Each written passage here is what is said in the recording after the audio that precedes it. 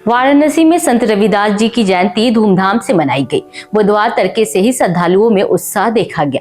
जहां महिलाओं ने सोहर गाकर बाबा का जन्मोत्सव का स्वागत किया, तो वहीं मंगल गीतों की मधुर ध्वनि से पूरा वातावरण भक्तिमय हो गया। कार्यक्रम में संत रविदास जी की भव्य झांकी सजाई गई। श्रद्धालुओं ने आरती उतार कर लोक मंगल की कामना की और प्रसाद वितरण किया। देश विदेश से लाखों अनुयायी संत रविदास जन्मस्थली पर दर्शन के लिए पहुंच चुके हैं और अब भी श्रद्धालुओं का आना जारी है। जिला प्रशासन ने उनके ठहरने, पेयजल और बिजली की पर्याप्त व्यवस्था सुनिश्चित करने के लिए विशेष निर्देश दिए हैं। इसके साथ ही महाकुंभ में उमड़ी भीड़ और रविदास जयंती के श्रद्धालुओं को सुचारू रूप से प्रबंधित करने की रणनीति भी तैयार की। रैदासियों के लिए आस्था का केंद्र है सिर गोवर्धनपुर। इमली के पेड़ में कलावा बांध मांगते हैं मन्नत। यहीं बैठकर संत शिरोमणि करते थे संगत। संत रविदास की जयंती समारोह की तैयारियां पूरी हो गई हैं। पंजाब और हरियाणा के सेवादारों ने सेवा की कमान भी संभाल ली। जत्थे के पहुंचने के साथ ही संत रविदास मंदिर में सुबह और शाम की अमृतवाणी का पाठ भी आरंभ हो गया है। मेले की रंगत वैसे तो सोमवार से ही है और भी चटक हो गई है। संत रविदास का गांव सिर गोवर्धन रैदासियों की आस्था का सबसे बड़ा केंद्र है।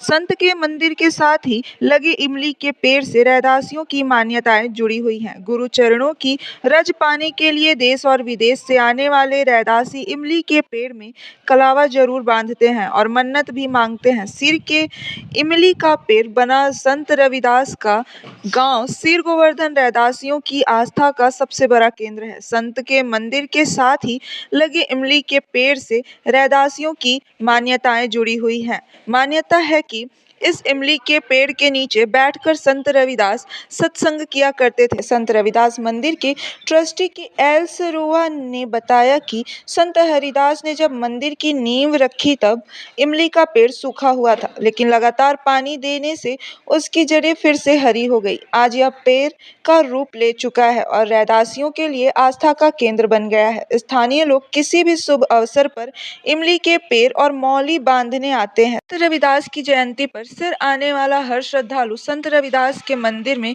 चरण रज पाने के बाद इमली के पेड़ की भी परिक्रमा करता है। खासकर महिलाएं इस पेड़ की फेरी लगाती हैं। आज संत रविदास जी की जयंती पर काशीवासियों और देशवासियों को शुभकामना देता हूं और यही बाबा से दुआ मांगता हूं कि हमारा देश, हमारा प्रदेश और हमारा जनपद खुशहाल रहे। हम सब लोग प्रत्येक वर्ष संत रविदास जी की इस जयंती पर आते हैं, उनका आशीर्वाद लेते हैं, उनके दिखाए हुए रास्ते पर चलने का हम सब लोग प्रयास कर रहे हैं और निश्चित तौर से आज उनकी 648वीं जयंती है।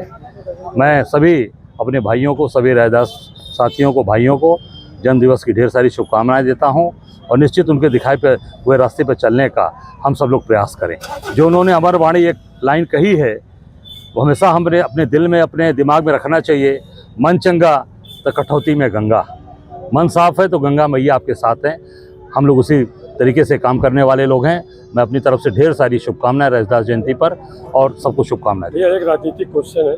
जिस प्रकार से आम आदमी पार्टी ध्वस्त हुई है दिल्ली में, क्या कहीं ऐसा लगता है कि जिस प्रकार उसने कांग्रेस के साथ गठबंधन नहीं किया, ये भी एक उनकी हार की वजह है? देखिए, वो ज़रूरत से ज़्यादा घमंड में हो गए थे और घमंड का कारण कोई व्यक्ति होता है जिसको घमंड हो गया, वो निश्चित तौर से राजनीति से हो, राजपाट से हो, व्यापार से हो, उसको जाने ही जाना है। तो अरविंद केजरीवाल ये भाजपा की बी टीम है और ए टीम ने बी टीम को हरा दिया। भैया एक सवाल है कि आपको छोड़ के किसी भी पार्टी का कोई बड़ा चेहरा नहीं आया क्या? केवल अरे मैं तो एक काशी वासी हूँ भैया, हम काशी का रहे वाला है। अब किसी पार्टी की बात है, मैं अपनी बात जानता हूँ, चाहे चुनाव हो न हो, हम लोग की भावनाएं जुड़ी हैं।